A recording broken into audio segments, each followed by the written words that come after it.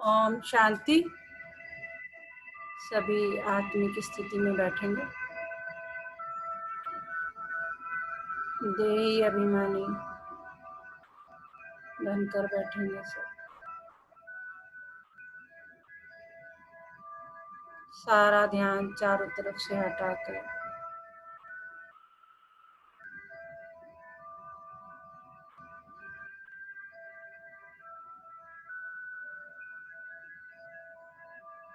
पूरा ध्यान सांसों पर लगाएं।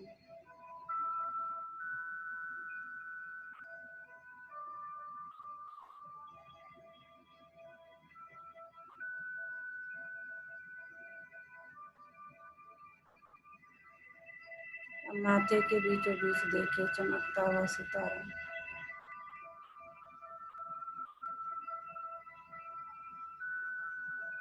भ्रिकुटी के मध्य में चमकता हुआ सितारा मैं आत्मा, यह मेरा निवास स्थान है।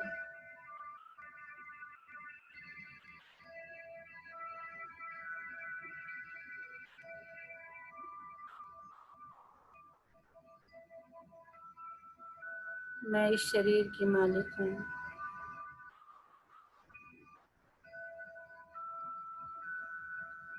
मैं आत्मा परमात्मा के महावाक्य सुनूंगी।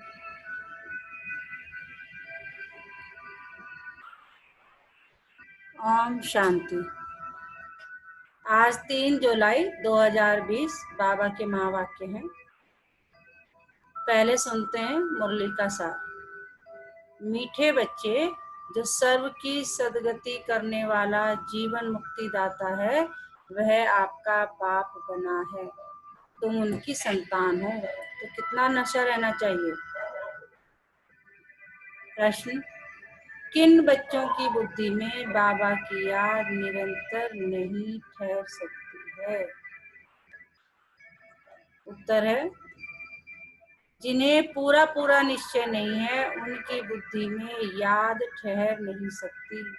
हमको कौन सिखला रहे हैं, यह जानते नहीं तो याद किसको करेंगे। जो यथार्थ पहचान कर याद करते हैं, उनके ही विकर्म विनाश होते हैं। बाप स्वयं ही आकर अपनी और अपने घर की यथार्थ पहचान देते हैं। तो बाबा कह रहे हैं कि जिन्हें पूरा पूरा निश्चय नहीं है, क्या निश्चय नहीं है कि परमपिता परमात्मा आए हुए हैं और वो हमें पढ़ा रहे हैं, तो उनकी बुद्धि में याद ठहर नहीं सकती। ओम शांति। अब ओम शांति का अर्थ तो सदैव बच्चों को याद होगा। हम आत्मा हैं, हमारा घर है निर्वाण धाम व मूल वतन। बाकी भक्ति मार्ग में मनुष्य जो भी पुरुषार्थ करते हैं, उनको पता नहीं कहाँ जाना है। सुख किसमें है, दुख किसमें है, कुछ भी पता नहीं। यज्ञ तप दान पुण्य तीर्थ आदि करते सीढ़ी नीचे उतरते ही आते हैं। अभी तुमको ज्ञान मिला है तो भक्ति बंद हो जाती है। घंटे घड़ियाल आदि वह वातावरण सब बंद। नई दुनिया और पुरानी दुनिया में फर्क तो है ना। नई दुनिया है पावन दुनिया। तुम बच्चों की बुद्धि में है सुखधाम। सुखधाम को स्वर्ग, दुखधाम को नरक कहा जाता है। मनुष्य शांति चाहते हैं, परंतु वहाँ कोई भी जा नहीं सकते। बाप कहते हैं, मैं जब तक यहाँ भारत में ना आऊं, तब तक मेरे सिवाय तुम बच्चे जा नहीं सकते।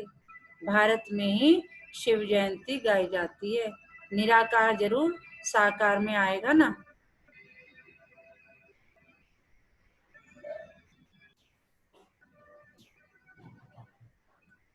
शरीर बगैर आत्मा कुछ कर सकती है क्या। शरीर बगैर तो आत्मा भटकती रहती है, दूसरे तन में भी प्रवेश कर लेती है। कोई अच्छे होते हैं, कोई चंचल होते हैं, एकदम तवाई बना लेती है। आत्मा को शरीर जरूर चाहिए। वैसे ही परमपिता परमात्मा को भी शरीर न हो तो भारत में क्या आकर करेंगे। भारत ही अविनाशी खंड है। सतयुग में एक ही भारत खंड है और सब खंड विनाश हो जाते हैं। गाते हैं, आदि सनातन देवी देवता धर्म था। यह लोग फिर आदि सनातन हिंदू धर्म कह देते हैं। वास्तव में शुरू में कोई हिंदू नहीं, देवी देवताएं थे। यूरोप में रहने वाले अपने को क्रिश्चियन कहते हैं, यूरोपियन धर्म थोड़ी ही कहेंगे। यह हिंदुस्तान में रहने वाले हिंदू धर्म कह देते। जो देवी धर्म श्रेष्ठ थे वही 84 जन्मों में आते धर्म भ्रष्ट बन गए हैं। देवता धर्म के जो होंगे वही यहाँ आएंगे। अगर निश्चय नहीं तो समझो इस धर्म के नहीं है। क्या कह रहे हैं बाबा कि जो देवता देवता धर्म के होंगे वही आएंगे। अगर निश्चय नहीं है तो समझो वो इस धर्म के हैं ही नहीं। भले यहाँ बैठे होंगे तो भी उनकी समझ में नहीं आएगा। वहाँ कोई प्रजा में कम पद पाने वाला होगा।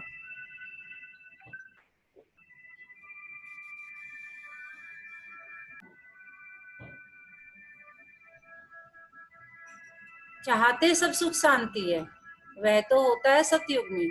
सब तो सुख धाम में जा नहीं सकते। सब धर्म अपने अपने समय पर आते हैं। अनेक धर्म है, झाड़ वृत्ति को पाता रहता है। मूल थुर है देवी देवता धर्म, फिर है 3 ट्यूब। स्वर्ग में तो यह हो न सके। द्वापर से लेके नए धर्म निकलते हैं, इनको वैरायटी ह्यूमन ट्री कहा जाता है। विराट रूप अलग है, यह वैरायटी धर्मों का झाड़ है। किस्म किस्म के मनुष्य है। तुम जानते हो कितने धर्म है। सतयुग आदि में एक ही धर्म था, नई दुनिया थी। बाहर वाले भी जानते हैं, भारत ही प्राचीन बहिष्ठ था। बहुत साहूकार था, इसलिए भारत को बहुत मान मिलता है। कोई साहूकार गरीब बनता है तो उस पर तरस खाते हैं। बेचारा भारत क्या हो पड़ा है, यह भी ड्रामा में पार्ट है।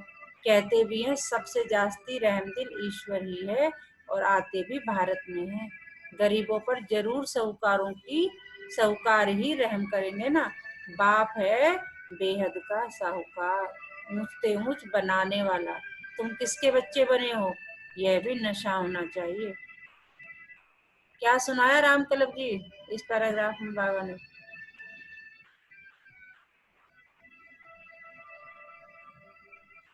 ओम शांति। ओम शांति। इस क्या सुनाया इस पैराग्राफ? इस पैराग्राफ में शिव बाबा हमें ये बताते हैं कि इस संसार में सुख शांति तो सब कोई चाहता है। सतयुग में सुखधाम तो होता है, लेकिन हर व्यक्ति जो है स्वर्ग में नहीं जा सकता है। फिर बाबा बताते हैं कि भारत एक बहुत गरीब मतलब अमीर देश है, साहूकार देश है। साहूकार मतलब धर्म के मामले में। और सबसे बड़ा साहूकार या सबसे बड़ा साहूकार ईश्वर ही है। जी। और हम जो है अगर बाबा के बच्चे हैं।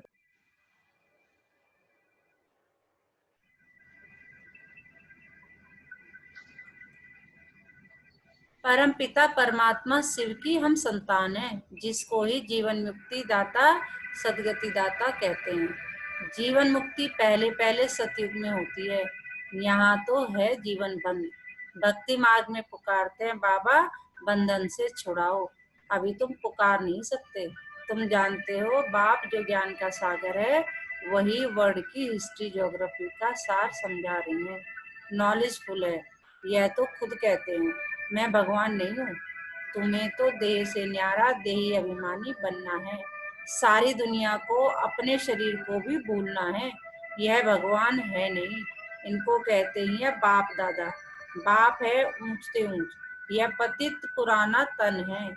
महिमा सिर्फ एक की है, उनसे योग लगाना है तभी पावन बनेंगे, नहीं तो कभी पावन बन नहीं सकेंगे।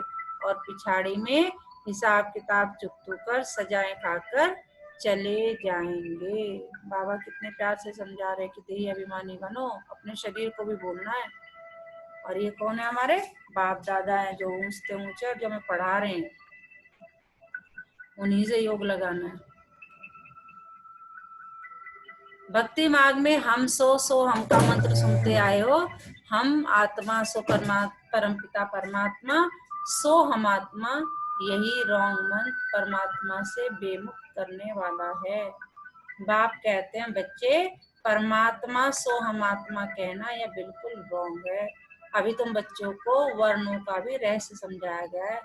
हम सो ब्राह्मण है, फिर हम सो देवता बनने के लिए पुरुषार्थ करते हैं। फिर हम सो देवता बन क्षत्रिय वर्ण में आएंगे। और कोई को थोड़ी पता है हम कैसे 84 जन्म लेते हैं। किस कुल में लेते हैं? तुम अभी समझते हो हम ब्राह्मण हैं, बाबा तो ब्राह्मण नहीं है, तुम ही वर्णों में आते हो। अब ब्राह्मण धर्म में अडॉप्ट किया है, शिव बाबा द्वारा प्रजापिता ब्रह्मा की संतान बने हो, यह भी जानते हो। निराकारी आत्माएं असली ईश्वरीय कुल की है, निराकारी दुनिया में रहने वाली हैं, फिर साकारी दुनिया में आती है, पाठ बजाने आना पड़ता है। बाबा कह रहे हो तो पाठ बजाने आना पड़ेगा ही साकारी दुनिया में। वहां से आए, फिर हमने देवता कुल में 8 जन्म लिए, फिर हम क्षत्रिय कुल में, वैश्य कुल में जाते हैं। क्या सुनाया बाबा ने आपको? हेमंत जी, क्या सुनाया बाबा ने? इस पैराग्राफ में बाबा ने क्या सुनाया? ओम शांति। बाबा कह रहे हैं कि ये जो राग हम अलापते हैं ना, कि हमारा हमारा हमारा सबका ये कुछ नहीं है, हम आत्माएं हैं। और हमें वर्णों का भेद भी बता दिया बाबा ने, कैसे हम बाबा के मुखवंशावली के ब्राह्मण हैं, फिर क्षत्रिय बनेंगे।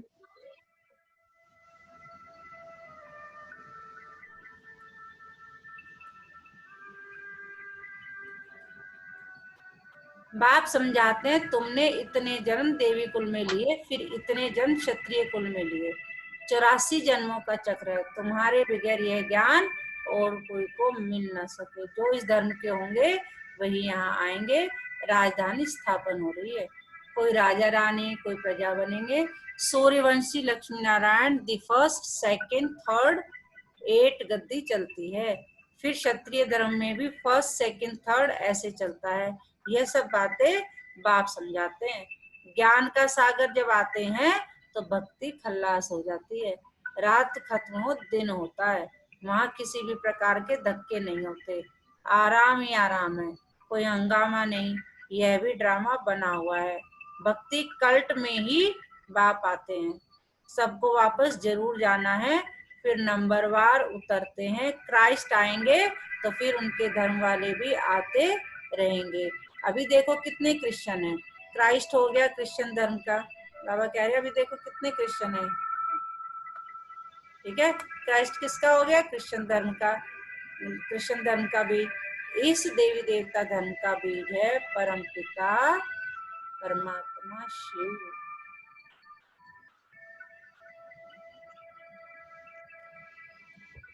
तुम्हारा धर्म स्थापन करते हैं परमपिता परमात्मा। तुमको ब्राह्मण धर्म में किसने लाया? बाप ने अडॉप्ट किया, तो उससे छोटा ब्राह्मण धर्म हुआ। ब्राह्मणों की चोटी गाई जाती है, यह है निशानी चोटी, फिर नीचे आओ तो शरीर बढ़ता जाता है। ये सब बातें बाप ही बैठ समझाते हैं। जो बाप कल्याणकारी है वही आकर भारत का कल्याण करते हैं। सबसे अधिक कल्याण तुम बच्चों का ही करते हैं। तुम कैसे करते हैं तुम बच्चों का सबसे ज्यादा कल्याण? बाबा वो भी समझा रहे हैं, सबसे अधिक कल्याण तो तुम बच्चों का ही करते हैं। तुम क्या से क्या बन जाते हो, तुम अमरलोक के मालिक बन जाते हो। अभी ही तुम काम पर विजय पाते हो, वहां अकाल मृत्यु होती नहीं, मरने की बात नहीं। बाकी चोला तो बदलेंगे ना, जैसे सर्प एक खाल उतार दूसरी लेते हैं, यहाँ भी तुम यह पुरानी खाल छोड़ नई दुनिया में नई खाल लेंगे। सतयुग को कहा जाता है गार्डन ऑफ फ्लावर्स। अभी कोई कुवचन वहां नहीं निकलता, यहाँ तो है ही कुसंग, माया का संग है ना, इसलिए इसका नाम ही है रौरव नर्क। जगह पुरानी होती है तो म्यूनिसिपैलिटी वाले पहले से ही खाली करा देते हैं। बाप भी कहते हैं जब पुरानी दुनिया होती है तब हम आते हैं।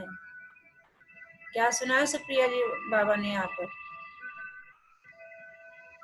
बाबा ने ये कहा है कि तुम लोगों को तैयार होना है, उस तरीके से तैयार होना है। एक एग्जाम्पल दिया है कि जैसे सांप अपना नई पुरानी खाल छोड़ के नई खाल लेता है, ऐसे ही तुम्हें भी अपना ये जो कलयुगी वो है, क्या बोलते से, उसको छोड़ के वापस सतयुग के लिए तैयार होना है, क्योंकि सतयुग को गार्डन ऑफ फ्लावर्स कहा है और वहाँ पे कोई बुरी चीज नहीं चलती।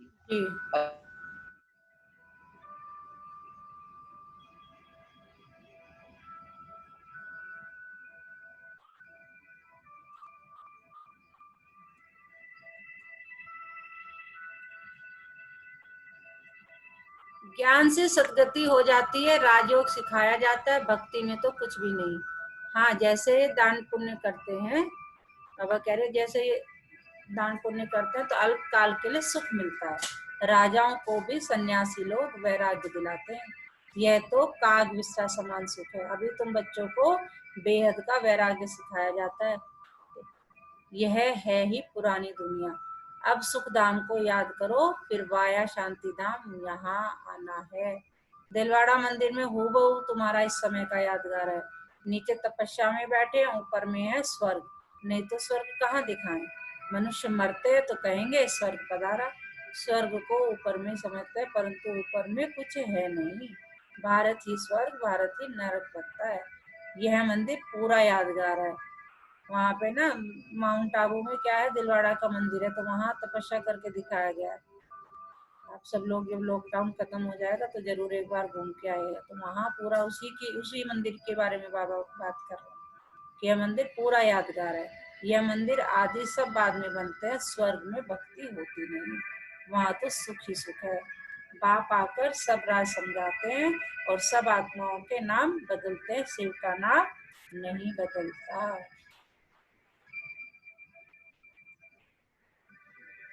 उनका अपना शरीर है नहीं, शरीर बगैर पढ़ाएंगे कैसे? प्रेरणा की तो कोई बात ही नहीं। प्रेरणा का अर्थ है विचार।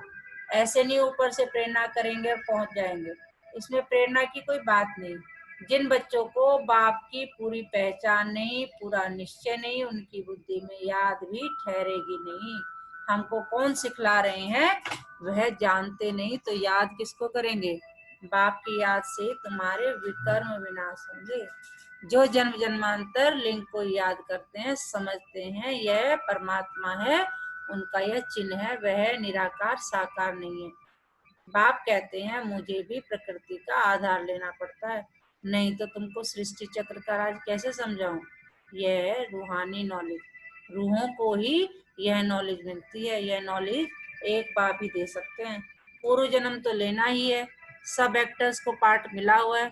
निर्वाण में कोई भी जा नहीं सकता, मोक्ष को पा नहीं सकते। बाबा ने ये भी बता दिया, देखिए कि सबको आना ही है, अपना अपना पार्ट बजाना है। तो अच्छे से क्या करो, अपना पद ऊंचा करो, अच्छे से पढ़ाई करो। जो नंबर 1 विश्व के मालिक बनते हैं वही 84 जन्मों में आते हैं। चक्र जरूर लगाना है। मनुष्य समझते हैं मोक्ष मिलता है। कितने मतांतर है, वृद्धि को पाते ही रहते हैं, वापस कोई भी जाते नहीं। बाप ही 84 जन्मों की कहानी बताते हैं। तुम बच्चों को पढ़कर फिर पढ़ाना है, फिर सेवा की बातें देखो। यह रूहानी नॉलेज तुम्हारे सिवा और कोई दे न सके, न शूद्र न देवता दे सकते। सतयुग में दुर्गति होती नहीं जो नॉलेज मिले। यह नॉलेज है ही सदगति के लिए। बाबा कह रहे हैं यहाँ तुम्हें नॉलेज देना, क्योंकि यहाँ तुम्हारी दुर्गति हुई पड़ी है ना। नॉलेज कब दी जाती है? जब आपको अज्ञान है। तो सतयुग में जरूरत ही नहीं, अभी तुम इतनी नॉलेज करके जाओगे सतयुग में, इतना पढ़ के जाओगे। सदगति दाता लिबरेटर गाइड एक ही है, सिवाय याद की यात्रा के कोई भी पवित्र बन न सके। सजाएं जरूर खानी पड़ेगी, पद भी भ्रष्ट हो जाएगा, सबका हिसाब किताब चुकतू तो होना है ना। तुमको तुम्हारी ही बात समझाते हैं। और धर्मों में जाने की क्या पड़ी है, भारतवासियों को यह नॉलेज मिलती है। बाप भी भारत में ही आकर 3 धर्म स्थापन करते हैं। अभी तुमको शूद्र धर्म से निकाल ऊंच कुल में ले जाते हैं। अभी हम क्या बना रहे हो? शूद्र से ब्राह्मण हम लोग बन रहे हैं ना, और फिर क्या बनेंगे? देवता। वह है नीच पतित कुल, अब पावन बनाने के लिए तुम ब्राह्मण निमित्त बनते हो। इनको रुद्र ज्ञान यज्ञ कहा जाता है। रुद्र शिव बाबा ने यज्ञ रचा है। इस बेहद के यज्ञ में सारी पुरानी दुनिया की आहुति पड़नी है, फिर नई दुनिया स्थापन हो जाएगी। पुरानी दुनिया खत्म होनी है। तुम यह नॉलेज लेते ही हो नई दुनिया के लिए। देवताओं की परछाई पुरानी दुनिया में नहीं पड़ती। तुम बच्चे जानते हो कि कल्प पहले जो आए होंगे वही आकर यह नॉलेज लेंगे। नंबरवार पुरुषार्थ अनुसार पढ़ाई पढ़ेंगे। मनुष्य यहाँ ही शांति चाहते हैं, अब आत्मा तो है ही शांति धाम की रहने वाली, बाकी यहाँ शांति कैसे हो सकती? इस समय तो घर घर में अशांति है, रावण राज्य है ना। सतयुग में बिल्कुल ही शांति का राज्य होता है, एक धर्म एक भाषा होती है। अच्छा, मीठे मीठे सिकिलते बच्चों प्रति माता पिता बाप दादा का याद प्यार और गुड मॉर्निंग। रूहानी बाप की रूहानी बच्चों को नमस्ते। हम रूहानी बच्चों की रूहानी बाप दादा को याद प्यार गुड मॉर्निंग नमस्ते बाबा नमस्ते। शुक्रिया बाबा शुक्रिया, हमें अपना बनाने के लिए, हमें रोज पढ़ाने के लिए। क्या सुनाया बाबा ने बॉबी जी?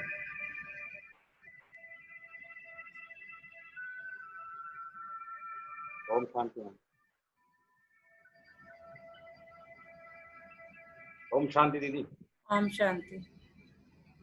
मैम बाबा ने क्या सुनाया तो वही है, लेकिन जिस प्रकार कोई आदमी पानी में तैरता है ना मैम, और उसे थोड़ा सिवाय तेज पानी बोलिए, के आप थोड़ा तेज बोलिए। मैम जिस प्रकार कोई आदमी पानी में तैरता रहता है ना, या पानी में डूबा हुआ होता है, उसे पानी के अलावा कुछ भी नहीं दिखाई देता। इसी प्रकार जो मुरली है ना, चाहे कभी भी ले लो, लेकिन मुरलियों में यही अपने आप को आत्मा समझे। आप कहाँ से आए हैं, कहाँ आप जाएंगे, आपको एक ज्ञान देने वाला कौन है, हम सबका पिता परमात्मा कौन है, ये। और फिर सुदर्शन चक्र 84 जन्मों का चक्र, सतयुग त्रेतायुग द्वापर युग के बारे में बताते हैं, देहाभिमानी बताते हैं। सारी मुरलियों में यही चलता रहता है। हम यही घुमा फिरा के यही है, और यही ज्ञान है जो बार बार घुमा के हमको मिलता रहता है। आज भी मुरली में ही, कल की मुरली, सब में यही है। अंकित जी क्या सुनाया बाबा ने?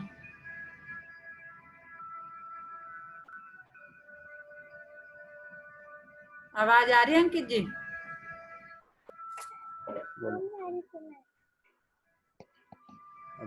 चलिए, धारणा के लिए मुख्य सार। इस पुरानी दुनिया से बेहद का वैरागी बन अपनी देह को भी भूल शांति धाम और सुख धाम को याद करना है। निश्चय बुद्धि बन याद की यात्रा में रहना है। हम सो हम के मंत्र को यथार्थ समझकर अब ब्राह्मण सो देवता बनने का पुरुषार्थ करना है। सभी को इसका यथार्थ अर्थ समझाना है, खुद भी समझना है और दूसरों को भी समझाना है। आज का वरदान। 3 सेवाओं के बैलेंस द्वारा सर्व गुणों की अनुभूति करने वाले गुण मूर्त भव। कौन सी है 3 सेवाएं? संकल्प, बोल और कर्म। 3 सेवाओं के बैलेंस द्वारा, 3 संकल्प, बोल और कर्म, इनके बैलेंस द्वारा सर्व गुणों की अनुभूति करने वाले गुण मूर्त भव। सेवाओं का बैलेंस है। और फिर आपको 3 सेवाओं के बैलेंस द्वारा सर्वगुणों की अनुभूति करने वाले गुण मूर्त भव। जो बच्चे संकल्प, बोल और हर कर्म द्वारा सेवा पर तत्पर रहते हैं, क्या क्या? एक तो संकल्प करेंगे कि हमें सेवा करनी है, दूसरा बोलेंगे, वाणी द्वारा भी सेवा करेंगे, और कर्म द्वारा भी, कर्म में भी लाना है उसको। ये नहीं कि संकल्प लिया फिर बोल दिया, किसी के सामने कर्म किया नहीं। हमने आज प्रॉमिस की कि नहीं आज ये करना है ना, फिर बोल भी दिया लेकिन कर्म नहीं। तीनों का बैलेंस। वही बाबा कह रहे हैं कि इन तीनों के द्वारा सेवा पर तत्पर रहते हैं, वही सफलता मूर्त बनते हैं। तीनों में मार्क्स समान है। सारे दिन में तीनों सेवाओं का बैलेंस है तो पास विद ऑनर व गुण मूर्त बन जाते हैं। उनके द्वारा सर्वदिव्य गुणों का श्रृंगार स्पष्ट दिखाई देता है। एक दूसरे को बाप के गुणों का व स्वयं की धारणा के गुणों का सहयोग देना ही गुण मूर्त बनना है। बाबा ने ये भी बताया कि गुण मूर्त का क्या मतलब है। एक दूसरे को बाप के गुणों का व स्वयं की धारणा के गुणों का सहयोग देना ही गुण मूर्त बनना है, क्योंकि गुणदान सबसे बड़ा दान है। आज का स्लोगन। निश्चय रूपी फाउंडेशन पक्का है तो श्रेष्ठ जीवन का अनुभव स्वतः होता है। कि अगर आपने एक बार निश्चय कर लिया, जिसका उसका मतलब दृढ़ संकल्प शक्ति जिसकी है, वो क्या है, श्रेष्ठ जीवन का अनुभव उसको होना ही होना है। तो निश्चय रूपी फाउंडेशन पक्का है तो श्रेष्ठ जीवन का अनुभव स्वतः होता है। ओम शांति। अभी सब बैठेंगे 5 मिनट।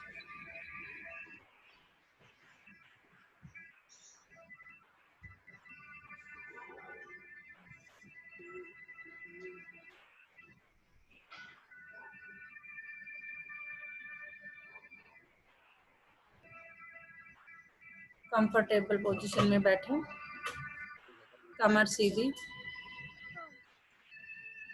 पूरा ध्यान सांसों पर।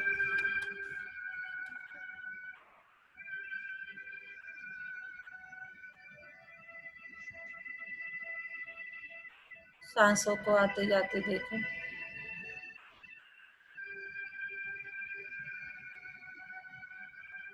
जब सांस अंदर ले रहे हैं फील करें कि वाइट कलर की शांति की किरणें अंदर जा रही हैं।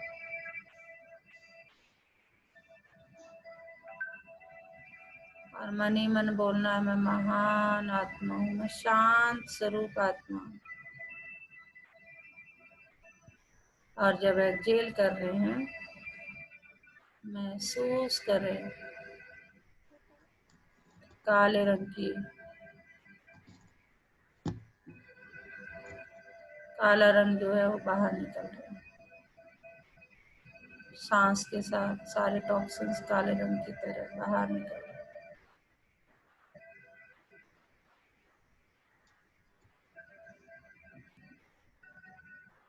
पूरा ध्यान सांसों पर।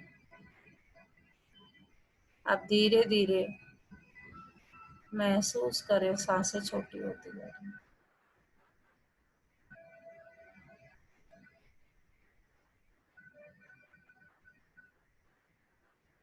सांस को चेस्ट तक आते जाते देखें।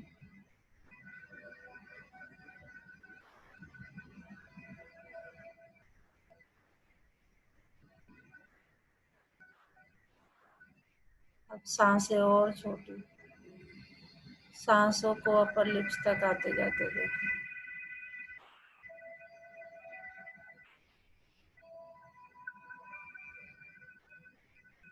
पूरा ध्यान सांसों पर।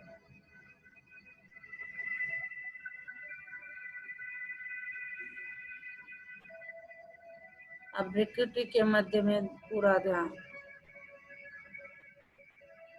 पूरा ध्यान भ्रिकुटी के मध्य में, जहाँ तिलक लगाते हैं या माताएं बिंदी लगाती हैं। देखें एक चमकता हुआ सितारा। मैं आत्मा हूँ, ये मेरा निवास स्थान है।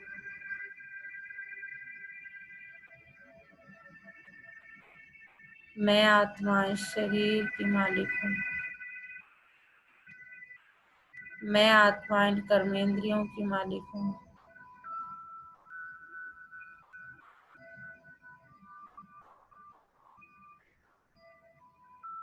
और अपने अंतर चक्षु से अपने शरीर के एक एक अंग को देखें। बात करें अपने एक एक अंग से। अपने दिमाग से, अपनी आंखों से, अपने कानों से, अपने मुंह से, अपने गले से, अपने हार्ट से, अपनी किडनी से, अपने लंग्स से, अपने पैरों से, सबसे बातें करें कि तुम सब कितने अच्छे हो, तुम सब ठीक हो।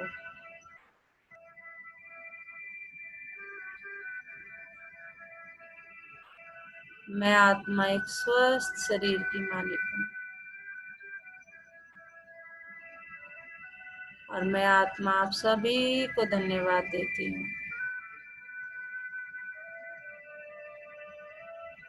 कि आप अपना सब काम समय से करते हैं और सही तरीके से करते हैं।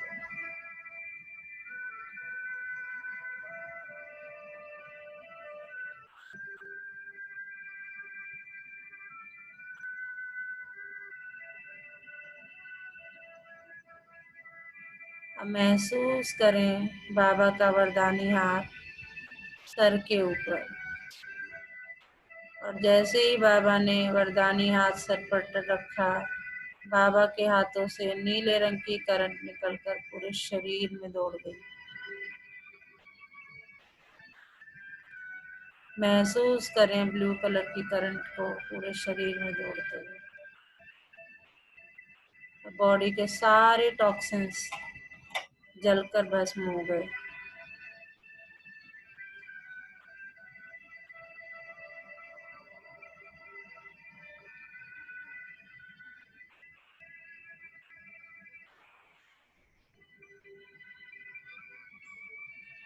अब महसूस करें बाबा के वरदानी हाथों से लाल रंग की किरणें निकलकर पूरे शरीर में फैल गई। मेरा पूरा शरीर लाल रंग की ऊर्जा से भर गया।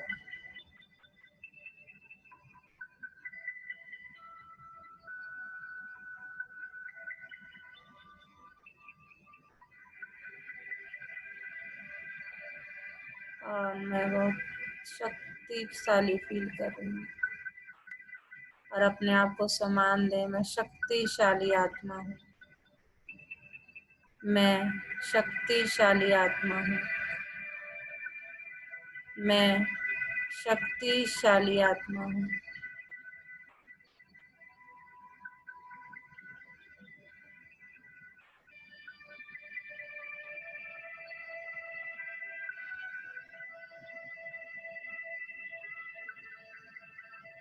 अब सभी का धन्यवाद करेंगे, अपने शरीर का, अपने परिवार का, प्रकृति के पांचों तत्वों का, 10 दिशाओं का, तीनों लोकों का, चारों युगों का, और शिव बाबा का। बाबा थैंक यू अपना बनाने के लिए और हमें इतना ज्ञानवान बनाने के लिए। अब दोनों हाथ आपस में रब करेंगे। पहले अपने फेस पर लगाएंगे और फिर पूरे शरीर पर, जहाँ ज़्यादा दर्द है वहाँ रखेंगे, अदरवाइज पूरे शरीर पर फिराएंगे आप। ओम शांति।